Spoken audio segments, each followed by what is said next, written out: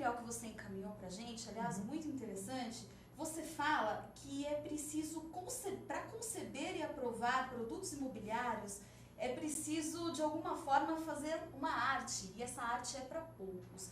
Por quê? Bom, primeiro que empreender, independente de ser no mercado imobiliário, é uma arte para poucos. Ela está à disposição de todos. O ato de empreender é de todos, mas a vocação é de alguns poucos. E a vocação, quando se dá, ela é primeiro movida a uma coisa chamada coragem, segundo, desafio, e terceiro, alvo, meta. É a meta que não faz desistir. Quando as pessoas dizem muitas vezes, a juventude de hoje, que a gente já fala geração Z, não é mais Y, eles costumam falar que inovação, que informática, estão movidos por pessoas que têm sangue nos olhos.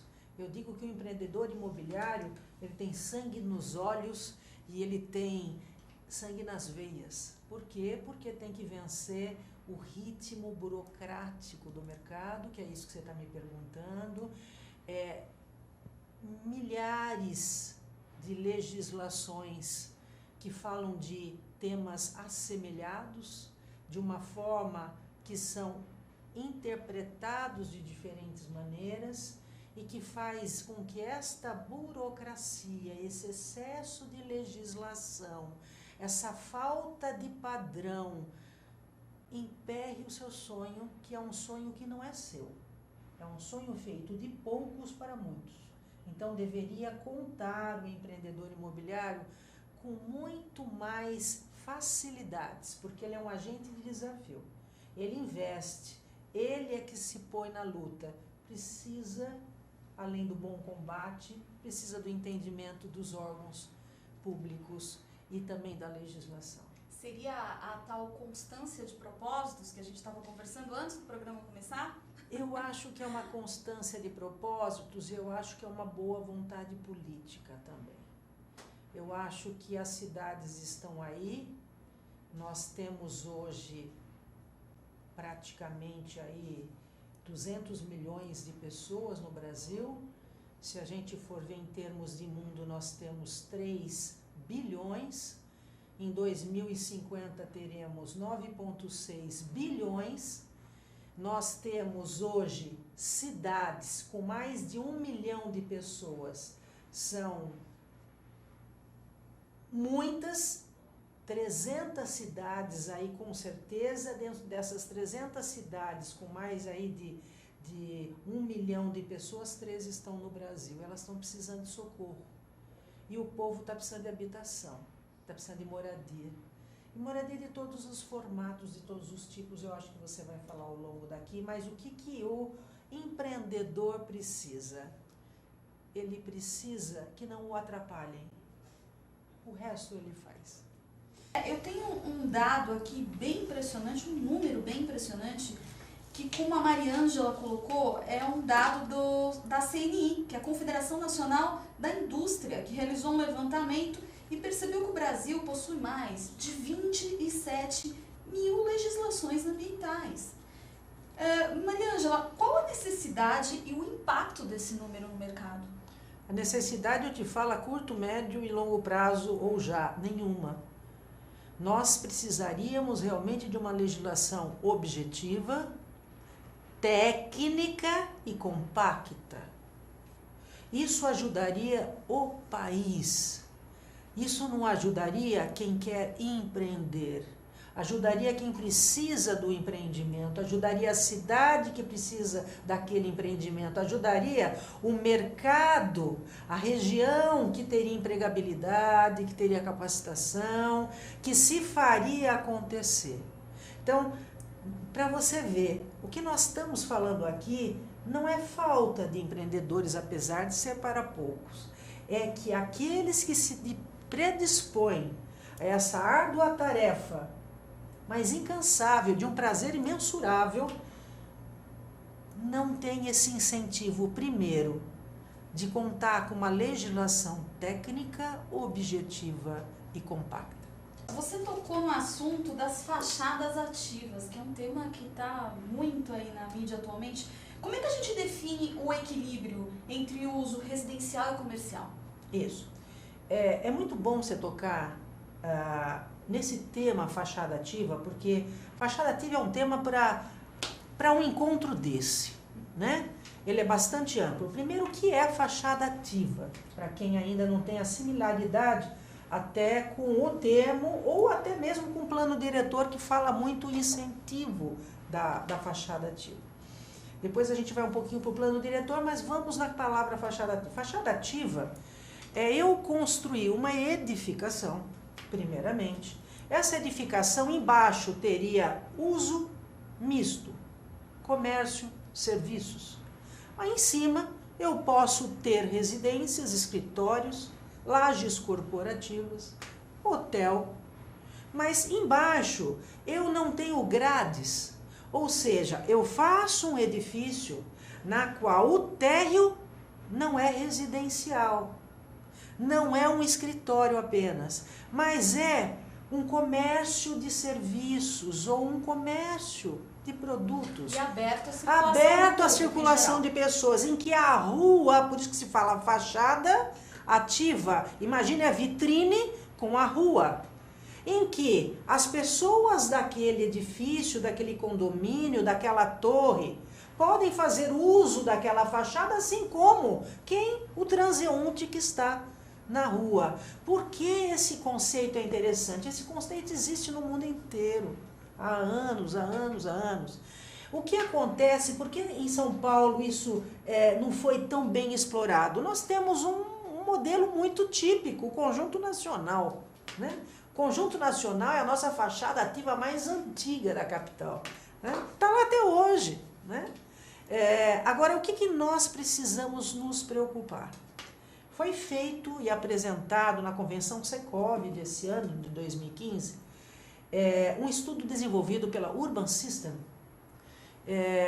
Ela realizou esse estudo, patrocinado pelo Secov de São Paulo e pela Associação Comercial de São Paulo, um estudo sobre o uso de fachadas ativas na capital de São Paulo, nos eixos de estruturação urbana. O que são eixos de estruturação urbana? São os eixos de transporte, né? Em que o projeto-lei está incentivando, na verdade, até obrigando os empreendedores em lotes de mais de 10 mil metros a construírem fachadas ativas, podem construir edifícios, mas com fachadas ativas, com ganho construtivo, desde que tenha a fachada ativa. E esse estudo foi feito em 3 eixos de estruturação mais importantes da cidade. Um é Vereador José Diniz, Avenida Ibirapuera, outro Vila Sônia, Butantã, e o outro Rebouças, Francisco Morato. E é um estudo que nós tivemos, e vejam bem como é importante estudos, depois nós vamos falar o que são simulações. Esses estudos foram reais, foram lá, feitos com pesquisas fáticas, além do IBGE, estudos locais. E nós vimos que nesses eixos, naqueles terrenos de 10 mil metros ou mais, se os empreendedores todos resolverem fazer a fachada ativa como pede o plano diretor, não vai ter demanda. E se não tiver demanda, o prédio perde, o empreendedor perde, o bairro perde. Por quê? Porque não tem lojista interessado naquilo que não vende. Não tendo lojista, eu tenho um ponto de fachada ativa que a gente diz popularmente de micado. Ou seja, não pega. E se não pega, não é bom para o bairro, não é bom para aquele prédio, cuidado. Essas ideias são fantásticas. Para onde dá para ter fachada ativa, faça. Para onde não der, vai ser um grande risco. Então, o que nós falamos como Secov, a Urban System, comprovou, na pesquisa que fez e que está à disposição no Secov, na Associação Comercial de São Paulo, aos lojistas, consultem esse estudo antes de empreenderem. E outra coisa, plano diretor, nos dê incentivos ao uso, não nos obrigue a nada. Bom, vamos falar de bairros planejados. Qual é o conceito desses empreendimentos? Foi inspirado no conceito de cidades compactas, onde tudo precisa estar próximo, o mercado, a escola, o hospital? Bom, assim fosse, né? Isso aí seria um mundo legal. Isso que você está se referenciando de cidade compacta, eu não diria que é um bairro planejado, eu diria que o bairro planejado é um conjunto, isso que você está falando são núcleos urbanos, ok? O que é um núcleo urbano? É quando eu, que estou aqui nesse momento, a mais ou menos uma circunferência de 600 metros ao redor de mim, ou 6 quadras à frente, de trás da frente, um lado e do outro, possa ter em mãos necessariamente, minimamente aquilo que eu preciso. Isso chama-se núcleos urbanos. Ele pode ser feito em qualquer cidade do Brasil, de qualquer tamanho do Brasil, no meio de um bairro superpopuloso. Né? Isso são núcleos urbanos. O que são bairros planejados? É um conjunto de núcleos urbanos. Né? Ou seja, bairro, alguma coisa estendida, em que nós tenhamos esses núcleos urbanos em que, aonde eu tenha uma escola, eu vou ter a 600 metros também, se possível, um supermercadinho, uma padaria, né? Um posto de gasolina, por exemplo. Aqui eu vou ter um outro núcleo urbano daqui a 1 quilômetro dali. Eu também tenho o mesmo conceito de que naquele núcleo urbano eu tenho a 600 metros, ou as 6 quarteirões para frente, para trás, um lado para o outro, eu possa ter esses núcleos compactos. E aí eu tenho uma grande praça, onde eu junto esse bairro todo, né? Para grandes eventos, ou simplesmente para ir num domingo, ou para ir num dia à noite, qualquer coisa, né? Nós temos muito, hoje aqui, uma coisa muito antiga, ali no bairro de Alto de Pinheiros, a gente costuma de falar assim, eles vão numa praça para ver o pôr do sol, né? E aquela praça ficou, como sempre, uma praça pôr do sol, que as pessoas vão ali. As pessoas que não moram tão perto dali, podem morarem a 1,5 km dali, ou não 600 metros dali. Pode ser a 1.500 metros dali, mas ali é um encontro para ver alguma coisa. Então, os bairros planejados, o conceito do bairro planejado é que ele seja concebido para ter vários núcleos urbanos. E tendo núcleos urbanos, ele possa ter empreendimentos de lazer, de moradia, de entretenimento, o trabalho ele possa achar empregabilidade ali, capacitação, escolas ali, pode ser de inglês, pode ser uma escola maior. Então, isto é possível e eu falei que ele já existe. Já dei alguns conceitos e a gente vai voltar a alguns deles. Pois é, esses bairros planejados e, consequentemente, esses núcleos urbanos, eles podem ser uma saída assertiva para o caos de uma grande cidade, como São Paulo, por exemplo, se a gente pensar em termos de mobilidade, de trânsito, de transporte, enfim, pode ser uma saída efetiva? Eu acho que nós temos várias saídas efetivas para uma cidade de São Paulo que ela já está um caos. Então vamos lá, vamos pegar uma cidade pequena que vai ter uma expansão urbana. Lá tem uma grande fazenda, uma grande gleba, chega um empreendedor, adquire ou por parceria aquela gleba e quer empreender algo ali. Pode ser um loteamento, pode ser uma incorporação imobiliária, horizontal ou vertical. E de repente ele fala, eu não vou planejar um loteamento de casas ou uma logística ou um entretenimento, um parque. Não, eu vou planejar um bairro aqui equilibrado.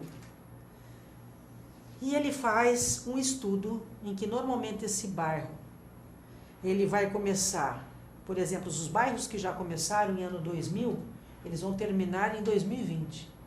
Eles vão levar 20 anos para que tudo esteja instalado. Então ele vai se melhorando gradativamente através de núcleos urbanos. Se faz o primeiro núcleo, se faz o segundo núcleo, isso são reais, né? Nós temos gente morando neles, né? É real, eles já saíram da prancheta, do papel, né? Da aprovação. E aí, isso dá para esses lugares em que você vai empreender. E nas cidades pequenas, antes de eu chegar na capital? Nós temos um exemplo crasso de Águas de São Pedro. Ela foi um case apresentado no Connect Small Cities, que aconteceu aqui esse ano em São Paulo, se eu não me engano foi em maio, né? Mês passado? Sim. Isso. E que foi apresentado o seguinte, numa visão de governo, da gestão, junto com a Vivo, que é uma empresa concessionária, como outras, fizeram um trabalho de parceria e conseguiram fazer esta cidade pequena totalmente Wi-Fi. O que é isso?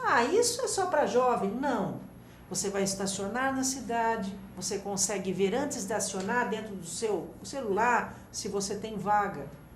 Você pode pagar a vaga. Você pode ter o boletim do seu filho, os pais, dentro do celular. Né? Você pode fazer uma consulta médica, agendando num sistema de saúde pública, vendo se você pode agendar algo. Isso é melhoria de qualidade? Ou é frescura? Isso é melhoria de qualidade. Eu que quero uma frescura dessa. Isso, todos queremos uma frescura dessa. Então, você vê que quando eu falei em Wi-Fi, parece que não era tanto bom.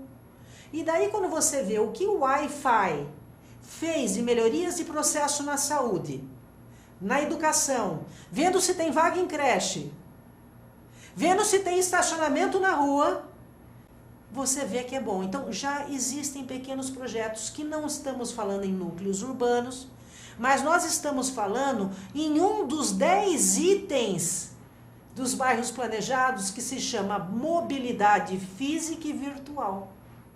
Ok? Então, o conceito do bairro planejado, ninguém está aqui falando assim, mas agora vamos na cidade de São Paulo. Como eu faço um bairro planejado na cidade de São Paulo com esse caos? Para.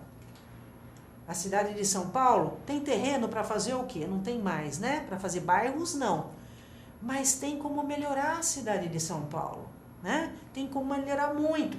Será que é o que aí a nova gestão está fazendo? Pondo ciclofaixa, ciclovia, diminuindo, reduzindo a... Pode ser, só que como está sendo feito é impróprio. Não é ideia de se fazer. Lá de novo. Nós estamos hoje com a informática aos nossos olhos. Estão ouvindo esse encontro muito gostoso através de uma internet. A internet pode melhorar muita coisa na cidade de São Paulo. Acabei de falar de uma cidade pequena que usou a internet para ver se tem vaga em creche, para ver os pais acompanharem os boletins na escola, para ver se tem estacionamento. São Paulo não dá para fazer por quê? Eu conversei com Mariângela Machado, diretora da Vice-Presidência de Administração Imobiliária e Condomínios do Secov São Paulo. Mariângela, obrigada. Que você continue trilhando aí esse caminho de sucesso, viu? Parabéns pelo seu trabalho e a casa é sua. Obrigada pela sua participação hoje, foi extremamente esclarecedora. Obrigada pelo convite. Parabéns. A Urban System não só é uma empresa do mercado, mas ela é tanto a Urban System e a Urban Solutions, uma empresa para o mercado, para a inteligência do mercado. Sandra, com seu profissionalismo, continue, que o sucesso seu não é por acaso. Sucesso nosso, poxa.